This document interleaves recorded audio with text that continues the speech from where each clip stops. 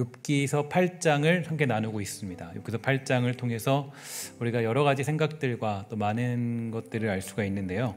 욥기를 읽어보면서 가장 욕이 나오는 사람이 한 명 있다면 바로 빌닷입니다. 사실 이번 설교를 준비하면서 제가 만난 빌닷은 정말 주변에 두고 싶지 않다라는 그런 판단이 드는 사람이 바로 빌닷이고요. 그나마 엘리바스는 이제 그 전에 인과응보의 원칙을 들어서 욥을 꾸짖었다면, 빌닷은 전통에 입각한 그런 단정적인 논조로 인과응보를 강조하는 이 변론을 하게 되죠. 엘리바스가 비교적 정중하고 부드럽다면, 이 빌닷은 처음부터 아주 거칠고 잔인하다고 느껴질 정도로 아주 신랄한 비판이 나타나고 있습니다. 먼저 그는 욥이 하나님께서 자기를 부당하게 대우하신다라고 원망한 것에 대하여서 그것을 하나님의 공의로우심을 인정하지 않는 무엄하고 신성 모독적인 발언으로 규정하고 책망하고 있고요. 그리고 하나님은 절대 공의로우신 바 욥의 자녀들이 죽은 것은 그들 자신들의 죄에 대한 하나님의 심판이다, 그리고 그런 결과라는 것을 단정적으로 말해주고 있죠. 그리고 회개할 것을 촉구합니다. 나아가서 전통적인 교훈과 자연에 근거한 악인의 인과응보론적 패망을 주장함으로써 욥의 패망이 그와 자녀들의 죄에 대한 보응이라는 것을 강조하고 있죠. 특히 그는 악인이 망할 수밖에 없는 이유를 물이 말라버려서 벨 때가 되기도 전에 말라 죽는 왕골과 갈대에 비유하여 설명하고 있고요. 이러한 사람들이 믿는 것은 마치 거미줄을 의지하는 것과 같고 무너질 집에서 안심하고 사는 것과 같다, 이렇게 설명해 줍니다. 이것은 욥의 인생을 빗대어서 비유한 것인데요. 사실 욥은 엄청난 환경적인 복을 받고 살아가던 사람이었습니다. 하지만 욥이 급작스럽게 재앙을 만난 것은 그가 하나님에 대한 믿음을 버린 데 따르는 필연적인 결과라는 의미가 함축되어 있는 거겠죠. 사실 이 빌닷의 이야기를 들으면서 제가 너무나 화가 났다는 것은 이 빌닷의 이야기가 별로 틀림이 없어 보이기 때문입니다. 그의 말에 논리가 정확하고, 또 엘리바스는 자기의 경험이나 감정에 밀려서 욥을 정죄했지만, 이 빌닷은 논증으로 논리로 욥을 정죄하고 그에게 죄가 있다고 말합니다. 그래서 이 빌닷이라는 이름은 사실 어떤 이름에 담겨 있냐면 이 논쟁의 아들이다, 이런 뜻을 가지고 있습니다. 그러니까 욥기를 보면 그 어떤 친구들보다도 욥은 이 빌닷과 가장 큰 논쟁을 벌이고 있습니다. 엘리바스는 다소 동정적인 면모를 보이고 있고, 소발은 거칠고 둔하긴 하지만 약간의 유보적인 태도를 취하는 반면에 이 빌닷의 주장은 아주 확고하죠. 그러니까 어떤 주장이냐? 고난은 틀림없이 죄에서 기인한다라는 논리로 욥에게 악한 자는 항상 고난 가운데 있다라는 점을 부각시키고 각인시킵니다. 뿐만 아니라 하나님이 확고부동한 입법자이고 심판자이다라는 것을 부각시킴으로써 한치의 양보도 없이 욥에 대하여 공격적인 말을 퍼붓게 됩니다. 또한 이 빌닷을 보면요, 빌닷의 특징은 화려한 수사법을 사용한다는데 그의 논쟁에 강점이 있죠. 그러니까 아주 똑똑한 사람이에요.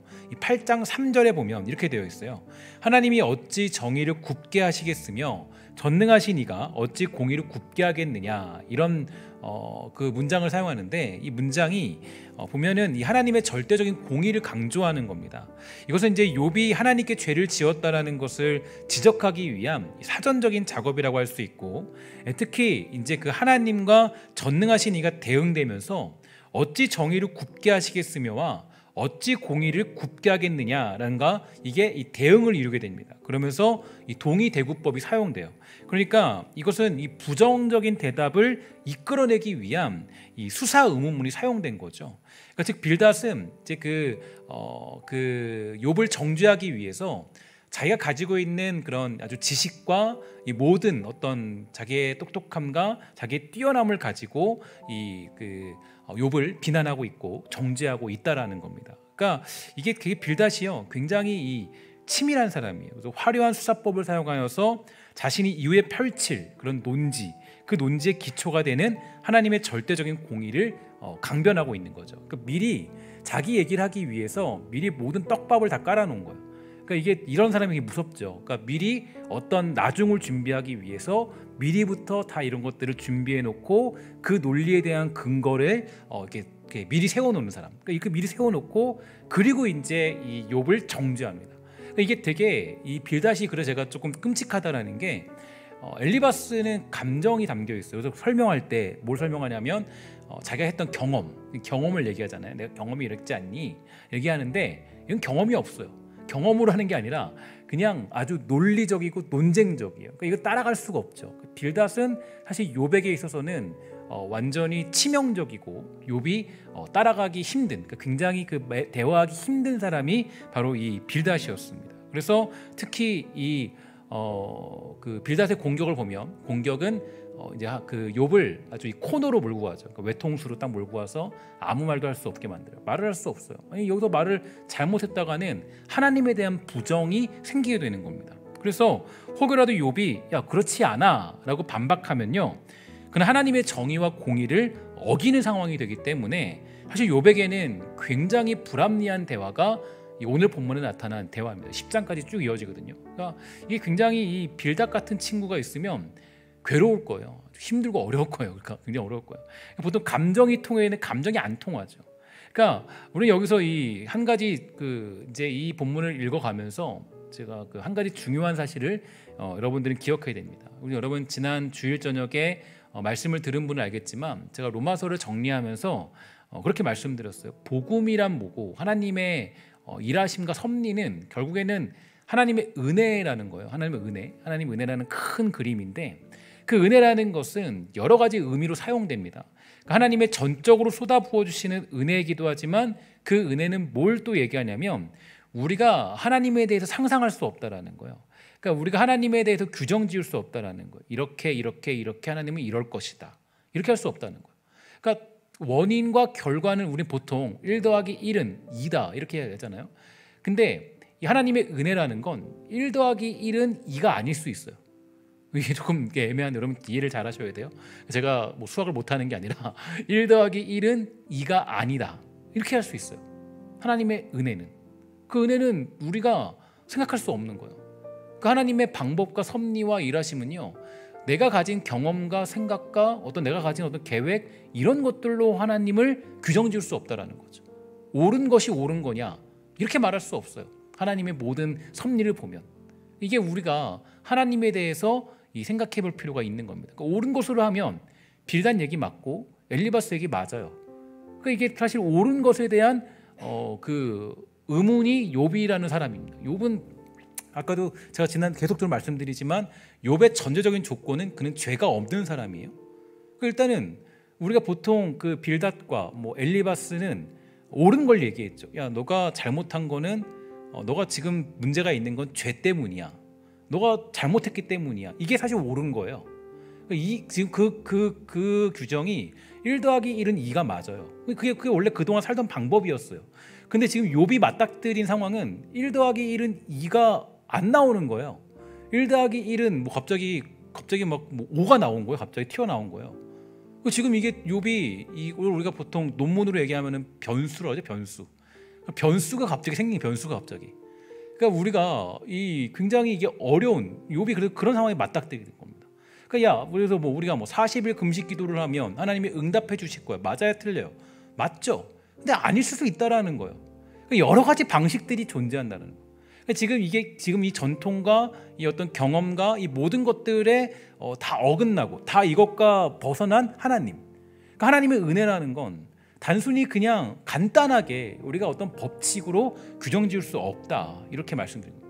제가 수요 예배 때 이 복잡한 이야기를 해드리는 이유는 수요 예배 나오시는 분들은 수준이 좀 있는 분들이기 때문에 제가 이 복잡한 얘기도 말씀을 드리는 겁니다. 그러니까 이게 우리가 이 신앙이라는 걸 그냥 단순히 그냥 하나 이거 이렇게 할 수 없는 거죠. 신앙이라는 건 정말 우리가 인생도 그렇잖아요. 인생이라는 것도 이렇게 하면 성공해. 근데 사실 그게 또 아닐 수 있잖아요. 어떻게 성공할지 아무도 모르잖아요. 이거는 그러니까 우리가 예측할 수 없는 거예요. 그러니까 우리는 보통 규칙과 규범, 아니면 질서를 얘기하지만 그 은혜 하나님은 그 질서와 규칙과 규범을 넘어서는 하나님입니다. 그 하나님을 만나는 거예요. 그 전통에 근거하여서 우리는 신앙을 해석하고 그 전통에 따라서 이 하나님의 뜻을 새겨보는 게 사실 오늘 본문에 등장하는 빌닷의 논리가 맞아요. 그 논리는 전통을 따라 보니까 이거죠. 그러니까 간단히 얘기하면 뭐예요?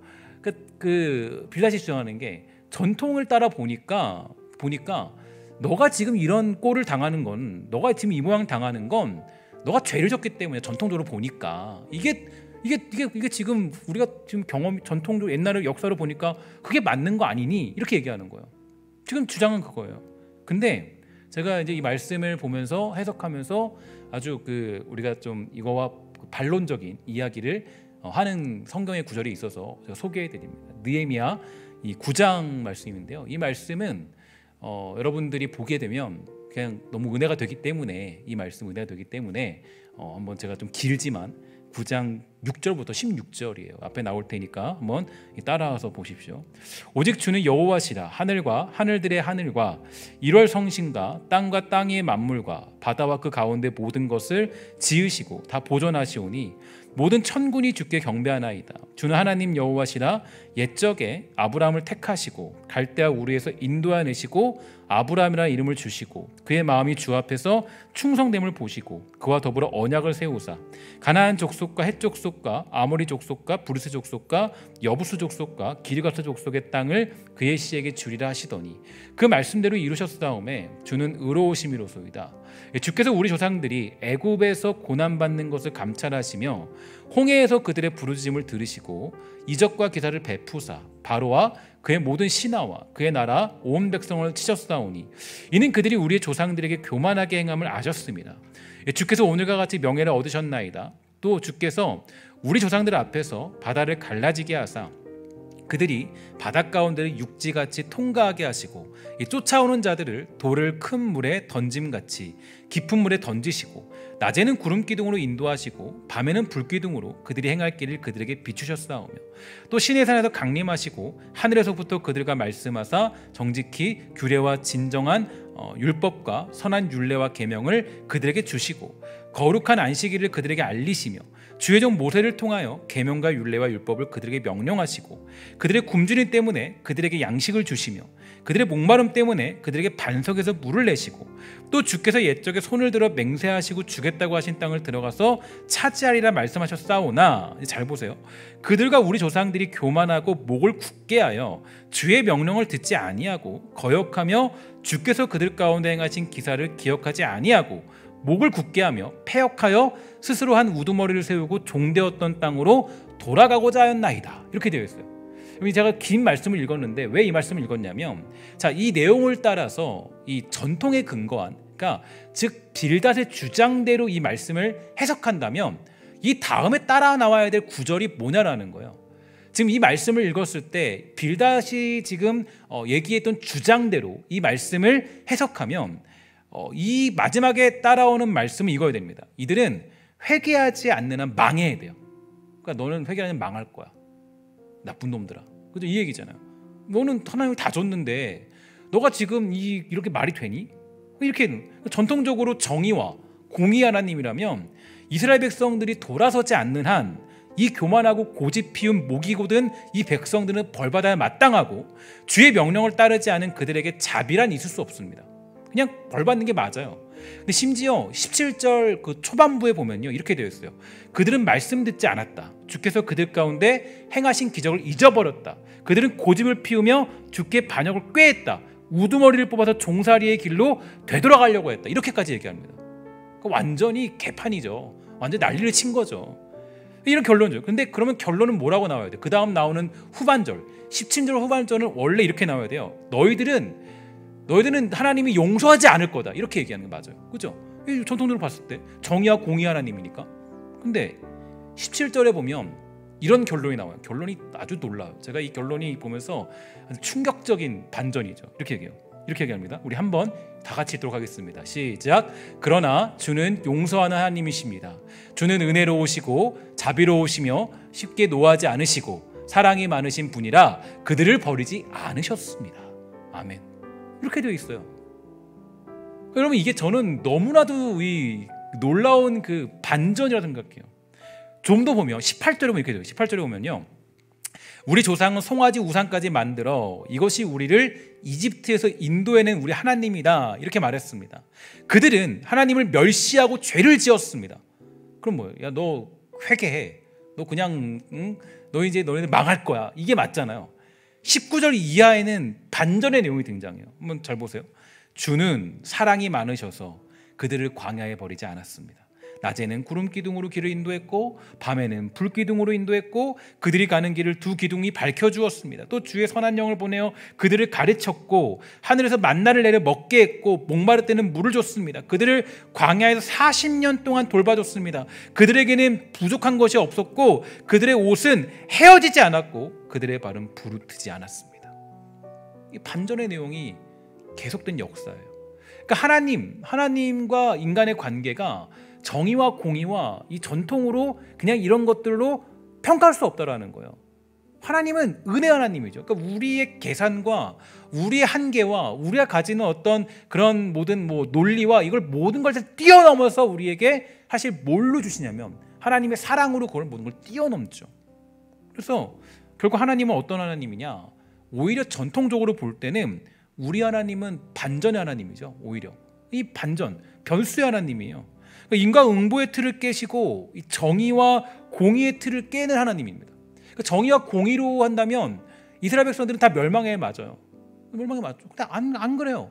그러니까 물론 그들이 벌을 받긴 해요. 벌을 받긴 하지만 하나님이 그 벌이 그들이 그냥 죽으라고 한 게 아니에요. 너 죽어라, 너 그냥 망해라, 이게 아니에요. 그 벌은 어떤 의미예요? 회복시키기 위한 벌이죠. 깨우치기 위한 벌이죠. 이게 다른 거예요. 그러니까 분명히 하나님은 인과응보의 방법으로 질서를 유지하시는 하나님이고 정의와 공의로 일하시는 하나님은 맞지만 하나님은 그러한 규칙과 정의에 얽매이는 분은 아니십니다. 여기서는 우리가 조금 이제 하나님에 대한 이해가 좀 감이 잡히셔야 돼요. 그러니까 빌닷의 이야기, 전통에 근거한 그의 비난과 그의 잣대는 이 틀림이 없습니다. 논리적으로 틀림이 없어요. 그렇게 해서 욥의 문제를 밝혀내려 하는 빌닷의 추론이 틀리지는 않지만 그것으로 하나님의 뜻과 계획, 특히 은혜의 빛으로 비추어지는 하나님의 일하심을 다 밝혀낼 수는 없다라는 거예요. 하지만 빌닷은 지금 욥에게 일어나는 일들을 이 자신이 가진 생각, 사고방식으로 규정지으며 담으려 합니다. 그러니까 자기 생각으로 신앙을 담으려고 하는 거죠. 거기에 자기 지식을 쏟고 거기에 자기 능력을 과시하며 자기 의로움을 나타내요. 그게 빌닷이 욥을 공격하는 방법이었어요. 그러니까 빌닷은 욥을 계속 몰아가요. 심지어 어디까지 몰아갑니까? 아주 이게 이 충격적인 모습인데요. 자녀가 죽은 문제를 거론해요. 그것도 이렇게 얘기해요. 야, 죄가 있으니까 그러니까 너 자녀가 죽은 거 아니냐? 네 그래 망한 거 아니야? 자녀가 왜 죽었겠니? 이유가 뭐냐? 자녀가 너 죄진 거야. 너가 죄를 졌거나 자녀가 죄를 졌. 이 건드리지 말아야 될 걸 건드린 거 사실. 말이 안 되는 건드리지 말아야 될 걸 건드린 거예요. 그의 주장을 들으면서 저는 화가 막 불듯이 이를 저는 박박 갈았죠. 아니 이런 사람이 있나 어떻게? 우리가 빌닷이 주장하는 이 전통과 느헤미야 9장에 나타나는 전통과의 차이를 알아야 돼요. 그러니까 이 지금 빌닷이 말하는 전통은 누군가를 비난하기 위한 전통이에요. 누구를 아주 정죄하고 코너로 몰고 가기 위한 그런 전통이에요. 그러나 느헤미야에서 말하는 전통은 소망의 전통. 우리가 전통을 가지고 어떤 사람을 대할 때는 거기에 늘 뭐가 있어야 되면 소망이 이유지 누구를 몰아가고 코너로 잡아가기 위한 그런 공격은 옳지 못하다라는 거예요. 신앙의 전통을 밀고 들어갈 때는 이런 거예요. 소망을 주기 위한 그런 전통으로 밀고 들어가야 돼요. 근데 많은 경우에 전통 가지고 야 우리 교회는 드럼 친 적 없어 이런 개성이 많아서 야 우리는 이렇게 한 적이 없어. 사람을 못하게 만드는 거죠. 아무것도. 그러니까 이게 여러분 이게 우리가 전통을 들이밀 때 이 방법이 중요해요. 야 우리 때는 소망을 얘기할 수 소망을. 그러니까 이 소망을 향하여서 그 전통을 사용해야 됩니다. 그러나 어디 그렇습니까? 우리는 보통 내가 가진 전통, 경험을 가지고 뭘 하냐면 남을 정죄하고 비난하는 데 사용하죠. 빌닷처럼. 그 전통과 경험이 우리를 구원하신 하나님을 드러내지 않고 소망의 메시지를 선포하지 않고 그것으로 욥의 인생을 절단하고 난도질합니다. 여기서 말문이 막히죠. 할 말이 없어요. 욥기 8장 4절 이렇게 얘기해요. 내 자녀들이 주께 죄를 지었으므로 주께서 그들을 죄에 버려두셨으니. 이런 말이 어디 있어요? 다시 말해두지만 전통은 뭘 얘기하기 위함? 은혜를 말하기 위함이에요. 은혜를 말하기 위함. 그러니까 전통은 우리가 더 한 걸음 나아가기 위해서, 그러기 위해서 전통을 사용하는 거지 정죄를 하기 위함이 절대로 아니에요. 정죄를 하기 위함이. 이에 대해서 한 주석가가 이렇게 해석해주고 있어요. 한번 잘 보세요. 그는 인간이 고난당하는 것은 분명 죄 때문이라고 전제하였다. 더군다나 욥의 형편, 즉 자녀가 죽임을 당하고 모든 재산을 잃었을 뿐만 아니라 그 전신의 악창이 도져서 견딜 수 없는 비극의 자리에 떨어진 욥의 상황은 하나님의 심판일 수밖에 없다는 것이 빌닷의 지론이었다. 이렇게 해석을 해요. 그러니까 이런 빌닷의 지론은요, 비참한 고통 중에 처한 욥의 마음에 대못을 박아대는 아주 잔혹스러운 언행이었습니다. 특히 욥이 어떤 사람이었습니까? 그럼 빌닷은 어쨌든 욥의 새 친구예요. 그러니까 이 새 친구라는 것은 이 아주 그 가까운 친구들입니다. 가까운 친구들인데 빌닷은 욥이 어떤 사람인지 알았을 거예요. 그러니까 우리는 아는 것처럼 욥을 가까이 보던 친구라면 그가 얼마나 철저하게 죄를 회개하고 용서를 구하는 사람인지 잘 알았을 거예요. 1장 5절에 의하면 정기적으로 이 욥은 뭐 했어요? 그들을 뭐 했어요? 성결케 하는 그런 제사를 드렸어요. 그러니까 욥은요, 이 어떻게 보면 흠이 없다라는 걸 알았을 거예요. 이들도 이게 죄가 없는데 알았을 거예요. 얘는 항상 회개하는 사람인데, 근데 그거 상관없어요. 그냥 이 약점이 딱 생기니까 그냥 몰고 들어가는 거예요. 그냥 이게 이 빌닷의 아주 나쁜 모습이죠. 그래서 결국 욥이 이 수긍할 수 없는 어떤 그런 상황에 처한 것은요, 이 분명히 욥은 회개한 사람인데, 늘 회개를 아끼지 않는 사람인데, 이 빌닷의 얘기로 봤을 때는 자기는 도저히 그 문제를 찾을 수 없는, 그러니까 새로운 그런 시각으로 이 하나님의 뜻을 바라보지 않으면 이 문제를 해결할 수 있는 길이 없는 거예요. 나아가 오늘 본문 8장 7절에 보면요, 어디서나 우리가 볼 수 있는 구절이 하나 나오죠. 이 말을 보면 빌닷이 얼마나 똑똑한지 또 대단한 사람인지 알 수 있어요. 일반적인 우리의 논리를 납득시키고 있는 사람입니다. 8장 7절, 여러분 너무 좋아하는 말씀이죠. 그러니까 우리 한번 다 같이 하도록 하겠습니다. 시작. 내 시작은 미약하였으나 내 나중은 심히 창대하리라. 아멘. 이게 사실 이 말은요, 결국 하나님이 선하시다, 하나님이 그를 순종하고 믿는 자에게 복을 주실 것이다 라는 그런 뜻은 맞아요. 그런데 분명히 좋은 말씀이고 맞는 말씀이지만 이 속뜻은 욥이 하나님께 매를 맞음으로 초라해지고 말았다, 이 의미를 담고 있는 겁니다. 그러니까 어떤 그런 앞뒤 상황으로 봤을 때 이 말은 사실은 틀린 말이죠. 이 말을 떼고 봤을 때는 맞을 수 있지만 앞뒤 상황으로 봤을 때는 틀린 말이에요. 그러니까 이게 뭐 여러 방면으로 보았을 때는 충분히 우리 삶에 적용할 수는 있겠지만 욥기를 보아서 이 말씀을 여기저기서 볼 수 있는 것은 좀 씁쓸한 마음입니다. 그럼 8장에서 보면요, 빌닷의 논지가 아주 정확하게 드러나게 또 있는데요. 8장 11절부터 그의 이제 그 논증 방법이 나와요. 그 논증 방법은 이제 이겁니다. 그러니까 그 전승되어 온 지혜자의 말 가운데 하나를 직접 인용함으로써 욥이 당면한 고난이 범죄 때문이라는 자기의 논지의 정당성을 부여하고 있죠. 이 내용을 보면서 학자들은 이렇게 비유합니다. 그러니까 엘리바스가 이 철학자의 논리로 욥을 공격했다면 빌닷은 역사적인 관점으로 욥을 비난하고 있다, 이렇게 해석해요. 그래서 여기서 보면 이 11절에 보면 이 왕골이라는 단어, 왕골이 있는데 왕골이 뭘까요? 이 왕골이라는 단어가 이제 좀 애매한데 왕골을 원어로 보면요, 꼬메라는 단어로 사용돼요. 그런데 이게 그 애굽의 강변이나 습지에서 흔히 발견되는 파피루스를 가리키고요. 진펄이라는 해당하는 이 비차라는 단어는요, 습지를 가리킵니다. 그러니까 11절을 해석하면 이런 문장이 되죠. 파피루스가 습지가 아닌 곳에서 자라겠는가? 이것은 이 파피루스가 습지에서 번성하듯이 악인 또한 악행을 통해 번성한다는 의미가 담겨 있죠. 그리고 결론적으로 이런 사람들을 하나님을 잊어버린 자라고 규정짓고 있어요. 그래서 그가 그 하나님을 잊어버린 자는 누구로 얘기하는 거예요? 욥이에요, 욥. 그러니까 지금 빌닷이, 아까도 얘기했지만 빌닷이 제가 뛰어난 사람이라고 했잖아요. 왜냐하면 자기 논리를 증명하기 위해서 그는 1절부터 기둥들을 막 세워요. 기둥들을. 아주 치밀한 사람이에요. 그러니까 기둥들을 딱딱딱딱 세워놓고 11절부터의 그 논리가 증명되도록 아주 이 정확한 논리를 가진 사람이 빌닷입니다. 그래서 빌닷은요, 사실 이게 이렇게 얘기해요. 13절 이하에서는 이렇게 얘기하죠. 쉬운 성경을 보면 이렇게 되어 있죠. 하나님을 잊어버린 자의 길은 다 이와 같고 저속한 자의 희망은 무너지리니 그가 믿는 것이 끊어지고 그가 의지하는 것이 거미줄 같은즉 그 집을 의지할지라도 집이 서지 못하고 굳게 붙잡아 주어도 집이 보존되지 못한다. 이렇게 해석해요. 이거를 좀 제가 바꿔 말하면 이렇게 왔습니다. 그러니까 하나님을 잊어버린 악인 욥, 너의 소망은 망해버릴 거다. 너는 망하는 인생이야. 너는 하나님 잊어버리는 사람이야. 그리고 너는 너가 믿는 거는 거미줄 같아. 허망해. 너가 믿고 있는 건 곧 무너진 것 같아. 그럼 너 회개해야 돼. 이렇게 얘기하는 거예요. 여러분 우리 보통 회개하십시오. 이 말 맞아요? 틀려요? 맞죠? 그래서 여러분들 갑자기 우리 집사님 회개하세요. 그럼 이 말이 우리 사실 맞잖아요. 그죠? 맞긴 맞잖아요. 근데 이거를 이렇게 하는 뉘앙스가 중요해요. 뉘앙스가. 여러분 그래서 우리가 죄인이니까 하나님만을 의지하세요. 이 말 맞아요? 틀려요? 맞죠? 그런데 이게 이 주는 뉘앙스가 완전 다른 거예요. 제가 종종 쓰는 말이 있어요. 어떤 말을 쓰냐면 어렸을 때 이 교회에서 제가 개척교회에 있었는데요. 개척교회 작은 교회에 있었는데 한 30-40명 모이는 교회였어요. 항상 점심이 점심 하나 칼국수였어요.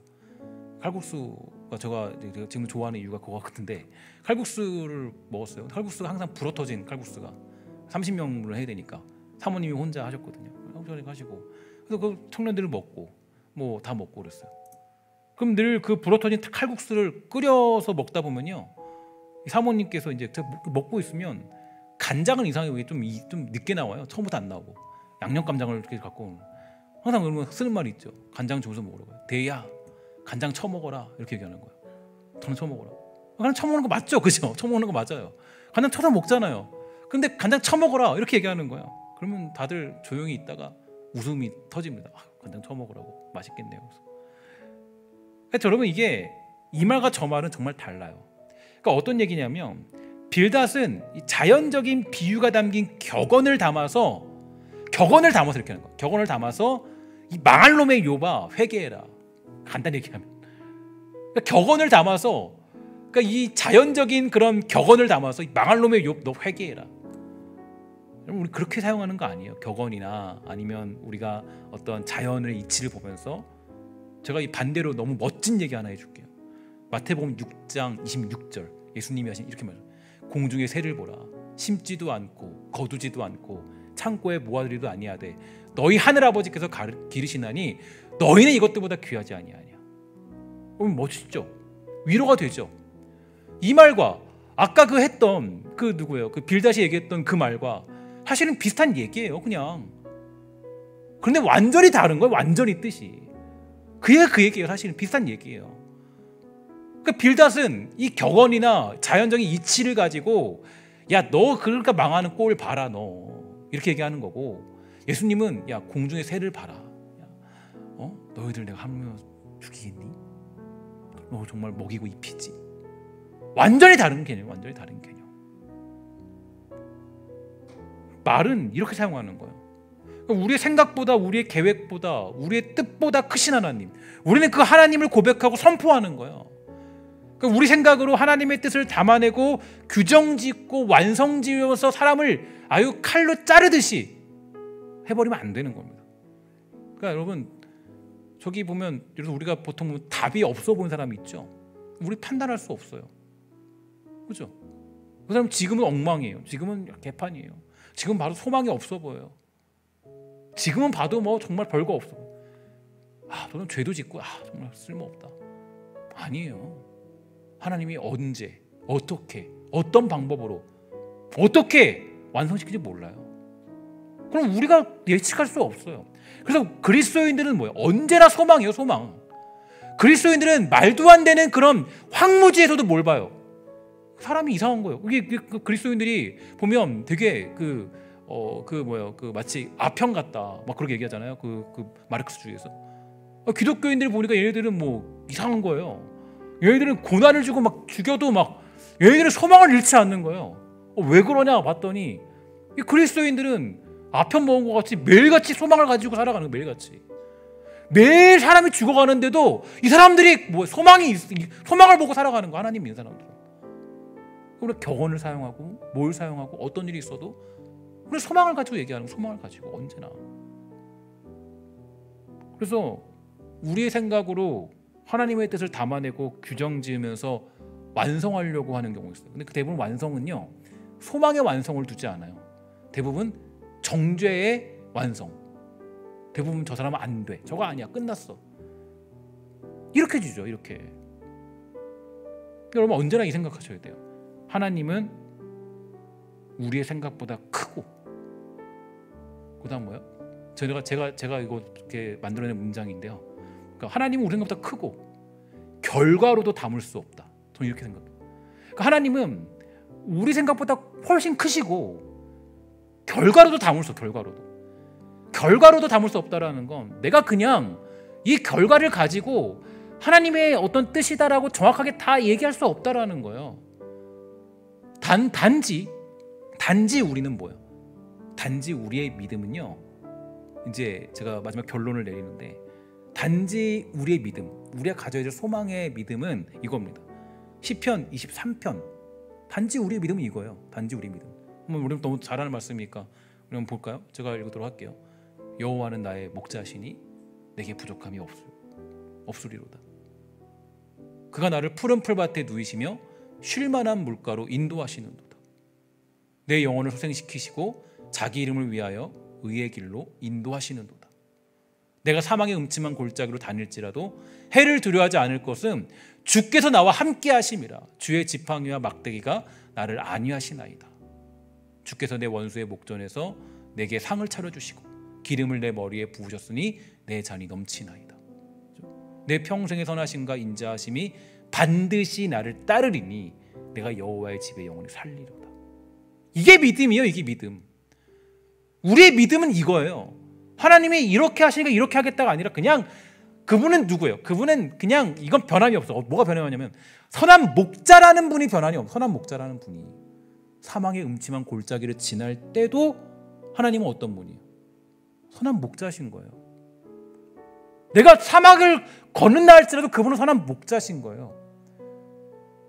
우리는 보통은 내가 사막의 음침한 골짜기를 지나면 우리는 보통 그렇게 생각 안 해요. 그러나 우리의 믿음은 어디냐면 선한 목자이신 하나님을 믿고 살아가는 게 우리가 가진 소망이에요. 소망. 사실 빌닷이 이 전통을 가지고 얘기할 때는 이 하나님을 얘기해야 돼요. 야, 전통적으로 보니까 이거 보니까 하나님이 야 정말 악한 자로, 아니 우리의 어떤 상처를 싸매 주시고 치유해 주시더라. 이렇게 얘기해야 돼요. 이렇게. 근데 지금 빌닷은 뭐예요? 야, 네 꼴을 보니까 네 망한 꼴이다. 너가 지금 자녀 준 것도 네 문제고, 네가 지금 악을 해냈기 때문에 너 지금 이런. 근데 아무리 봐도 보세요. 아무리 봐도 뭐가 없어요? 죄가 없어요. 죄가. 그러니까 우리 이 어떤 수식어로 그냥 단순히 수식으로 하나님에 대해서 표현할 수 없죠. 그래서 여러분들이 아마 시편 23편을 읽으면서도 아직 하나님이 어떤 분이신가라는 감이 잘 안 잡힐 것 같아요. 믿음에 대한 감이. 그럼 다른 거 하나 더 읽어보도록 할게요. 우리 하박국이죠. 이렇게 얘기해요. 비록 무화과 나무가 무성하지 못하며, 그죠? 포도나무에 열매가 없고, 감람나무에 소출이 없고, 밭에 먹을 것이 없고, 우리의 양이 없고, 외양간에 소가 없을지라도, 그죠? 그 다음 뭐라고 그래요? 이게 반전이에요. 18절이 반전. 성경은 다 반전. 생각할 수 없는. 그럼에도 불구하고 나는 여호와로 말미암아 즐거워하며 나의 구원 하나님으로 말미암아 기뻐하리로다. 논리가 이렇게 돼요. 논리가 보통 이게 없으면 불평이 맞잖아요. 야, 아니면 너 회개해, 너 망했어, 이렇게 얘기하던가. 근데 뭐 나는 그래도 하나님의 구원의 하나님을 찬양하고 노래합니다. 그러니까 언제나 반전의 하나님. 여기서도 이해가 가지 않는다고요? 그러면 그 다음 구절, 빌립보서 1장 20절 21절 보도록 할게요. 나의 간절한 기대와 소망을 따라 아무 일에든지 부끄러워하지 아니하고 지금도 전과 같이 온전히 담대하여 살든지 죽든지 내 몸에서 그리스도가 존귀하게 되게 하려 하나니. 이렇게 되어 있어요. 이는 내게 사는 것이 그리스도니 죽는 것도 유익함이라. 그러니까 여러분 이걸 조금 이게 이 말로 하면 이해가 안 가는데 제가 쉬운 성경으로 한번 읽어드릴게요. 내가 바라고 또 바라는 건 어떤 상황에서도 그리스도를 배신하지 않는 겁니다. 지금처럼 항상 용기를 가지고 살든지 죽든지 그리스도를 높이기 원합니다. 그리고 이렇게 얘기해요. 잘 들어보세요. 나는 그리스도를 위해 사는데 목적을 두고 있기 때문에 죽는 것도 내게 유익합니다. 반전이죠, 반전. 그러니까 우리가 어떤 인생의 어떤 1+1은 2다라로 결론 질 수 없고, 우리는 그냥 하나님의 뜻이 야 5다 그러면 5로 가는 거예요. 그냥 하나님의 선한 그 대신 근데 뭐 거기에 뭐가 있어요? 단 조건은 하나님은 선한 목자십니다. 그러니까 우리가 전통적으로 설명을 해도, 경험적으로 하나님을 설명을 해도, 그래도 결론은 항상 이거예요. 결론은 뭐든지 결론은 야 우리 하나님은 선하신 분이니까 너가 살아날 구멍이 있어. 사실 빌닷이 이 하나님을 깨달았다면 이렇게 얘기하죠. 우리는 다 알고 있으니까. 여러분이 빌닷이면 어떻게 얘기할 것 같아요? 욥을 만났을 때 여러분 뭐 그죠? 말하기 쉽지 않죠. 이런 말 잘 안 해봤으니까. 위로하는 말 그죠? 우리 잘 많이 못하잖아요. 위로하는 말 그죠? 뭐라 그래야 돼요? 빌닷 우리 욥을 만나면 이렇게 해줘. 야 욥, 내가 지나 보니까 야 우리 이스라엘 백성들이 그 망한 길을 걸었을 때도 하나님이 그를 돌보시고, 아까 느헤미야 9장 얘기 해야죠. 느헤미야 9장 얘기 사실 그 얘기 해야 돼요. 느헤미야 9장 얘기를 해줘야 돼요. 전통적으로 보니까 하나님이 하나도 우리를 버린 적이 없더라. 너 소망 있어. 괜찮아. 하나님이 도우실 거야. 이렇게 얘기해줘야죠. 근데 뭐라 그래요? 야, 너 봐라. 너가 지금 죄 지은 것 때문에 네 자녀도 다 죽고 너가 지금 망한 거 아니니? 너 그러니까 회개해. 말이 같아요, 틀려요? 이건 다르죠. 그러면 느헤미야 9장으로 얘기하면 위로와 힘이지만, 빌닷의 8장으로 얘기하면 이건 악담이자 악담입니다. 악담. 그러니까 같은 전통을 사용해도 이 전통이 달라진 거예요. 우리가 이렇게 얘기해야 돼요. 그래서 뭐 우리가 뭐 이런 비유가 적당할지 모르겠지만 우리 교회도 35년이 됐어요. 야, 우리 보통 이렇게 얘기하죠. 35년 됐으니까, 하나님이 37년 됐으니까 우리 교회가 정말 하나님이 37년 지켜왔고 힘들고 어려워도 하나님이 우리를 보호시고 보호하셨어. 앞으로도 조금 힘들고 어려워도 하나님이 지키시고 도우실 거야. 이게 전통적인 해석이죠. 우리가 해야 될 얘기잖아요. 또 어떤 사람은 그래. 야, 내가 30년 동안 지나가 보니까 이 교회가 되는 일이 하나도 없더라. 이렇게 하면 돼요? 안 돼요? 안 되는 거죠. 그러면 이게 차이라는 거예요. 그러니까 느헤미야 9장과 이 욥기 8장은요 비슷한 논리로 갖고 있지만 완전히 결과가 다른 거예요. 완전히 결과가 다른. 그러니까 우리가 이 빌닷의 그 어떤 모습에 빠지지 않도록 우리는 경계해야 됩니다. 경계해야 돼요. 제가 이거는 그냥 사담인데, 제가 늘 말씀드리지만 모든 건요 사실 말로 시작해요. 말로. 모든 건 말로. 제가 그래서 작년에 물론 코로나라서 다 같이 많이 못 모였지만 제가 말씀드렸죠. 우리 작년에 우리 주제가 뭐였어요? 기억나시죠? 그때 보니까 아무도 못 맞히던데. 그죠? 작년에 그죠? 내 믿은 대로 될지어다. 작년에 그죠? 내 믿은 될지어다. 이게 작년에 아시죠? 표 작년에 표. 지금 합심침문 순종이지만 작년에 내 믿은. 제가 그걸 왜 했냐면 여러분이 불평한 대로 될 수밖에 없는 거예요. 우리가 그러나 소망을 얘기하면 달라져. 소망을 얘기하면 말이라는 거는 완전히 이게 말에 힘이 있어가지고요. 이게 말이 무서워. 사실 여러분 보면 이 빌닷도요. 이게 정확하다라고 얘기할 수는 없지만 제가 얘기한 건 아니에요. 주석에서 이렇게 얘기해요. 뭐라 그러면 이렇게 내 시작은 미약하여서 창대하리니. 이 말이 물론 제가 틀린 얘기를 했지만 사실 보면요. 결과적으로는 그렇게 됐어요. 결과적으로는. 그죠? 결과적으로는 어떻게 됐어요? 결과적으로는 욥이 나중에 어떻게 돼요? 맨 마지막 결론이 뭐예요? 모든 걸 다 2배로 얻게 되잖아요. 그러니까 그 주석가가 얘기하더라고요. 결과적으로는 이게 이루어진 것도 사실이다. 이렇게 얘기해 주더라고요. 사실 말이란 게 무서워요. 그러니까 우리들이 불평과 불만과 어떤 원망의 말로 살아가면 거기는 소망이 사실 없죠. 그러나 우리가 봤을 때 소망을 얘기하는 공동체, 굉장히 중요한 얘기예요. 여러분, 우리가 다시 마지막 결론으로 돌아가서 아까 말씀드렸던 그 하나님의 크신 그 이해할 수 없는, 결국 내게 사는 것이 죽는 것, 내가 그리스도를 위해 사는데 목적을 두고 있기 때문에 내가 죽는 것도 유익하다 하는 고백. 하나님 선하시니까 하나님의 큰 사건에 대해서 우리는 믿고 따르는 겁니다. 그게 뭐든지 하나님 선한 뜻이 있겠지. 그러니까 사실 욥도 이렇게 생각해요. 욥에게도 빌닷이 이렇게 얘기했어야 돼요. 야, 하나님 선한 뜻이 있을 거야. 우리 찾아보자 함께. 내가 기도해 줄게. 이게 우리가 가져야 될 모습이라는 거죠. 그래도 여러분들이 전통과 결과, 이 논리보다 크신 하나님을 모르시겠다면 이 다음의 구절이 우리에게 이루어지기를 간절히 기도하십시오. 우리 요한복음 14장 26절입니다. 함께 다 같이 읽습니다. 시작. 보혜사 곧 아버지께서 내 이름으로 보내실 성령 그가 너에게 모든 것을 가르치고 내가 너에게 말한 모든 것을 생각나게 하리라. 아멘. 성령님이 깨닫게 하셔야겠죠. 그죠? 그 결과보다 크신 하나님을 우리가 만나야 돼요. 사실. 근데 여러분 그래도 내가 못 깨닫는다. 하나님의 크심이 어떤 건지 주님 모르겠어요. 그래도 못 깨달으면 뭐 방법은 하나입니다. 욥과 같은 길을 걸어야 돼요. 욥과 같은 길을 걸어야 됩니다. 욥과 같은 길을 걸어야 욥기 38장까지 가는 거예요. 그때 가서 하나님이 내가 알고 있는 하나님보다 더 크신 하나님이군요. 나는 하나님이 내가 드리면 받고 내가 이렇게 하면 이렇게 해주고 이 하나님인 줄 알았는데 하나님은 그 하나님은 아니군요.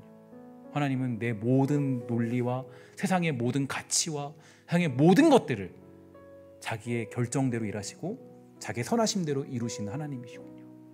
그것을 욥기 38장 가서야 이제 욥이 만나게 되는 거예요. 그때 가서. 그러니까 할 수 있으면 제가 기도하고 소망하는 건 우리가 그 욥과 같은 길을 가지 않고 할 수 있으면 그 길 가지 않고 할 수 있다면 우리가 그 하나님을 보혜사 성령이 가르쳐 주는 대로 깨달을 수 있는 그런 시간이 되기를 욥기서를 보면서 바라고 있습니다. 정말 여러분 축복하는 것은 우리가 신앙생활을 하면서 욥기를 만난 건 저는 축복이라고 생각해요. 왜냐? 욥기를 통해서 우리가 다시 한번 하나님의 그 크심, 내가 상상할 수 없는 하나님의 그 큰 은혜, 그거를 우리가 이해하는 거 도달하는 게 너무 힘들거든요. 욥기를 만난 건 우리에게 너무 큰 축복이고 욥기를 통해서 신앙에 가지는 틀을 다시 깨는 건 너무나도 큰 복이라고 생각합니다.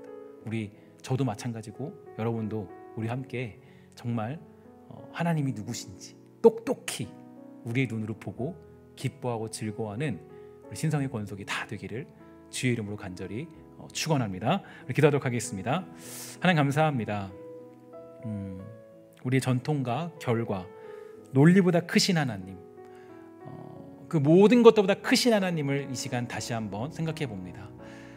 우리의 규정과 틀로 하나님을 그렇게 규정짓고 있었다면 다시 한번 우리의 생각으로는 담을 수 없고 우리의 논리로는 담을 수 없고 우리가 가진 경험으로 담을 수 없는 하나님을 만날 수 있게 되기를 간절히 소망하고 이 땅을 살아갈 때 우리가 그 하나님을 성령의 가르침으로 말미암아 깨달아서 주님 주시는 소망을 다시 한번 누릴 수 있도록 허락하여 주시옵소서. 하나님, 우리 모두가 사라질 소망을 붙잡는 것이 아니라 사라지지 아니하는 그런 놀라운 소망들을 깨달을 수 있도록 허락하여 주시옵소서. 모든 말씀 예수님의 이름으로 간절히 기도합니다. 아멘.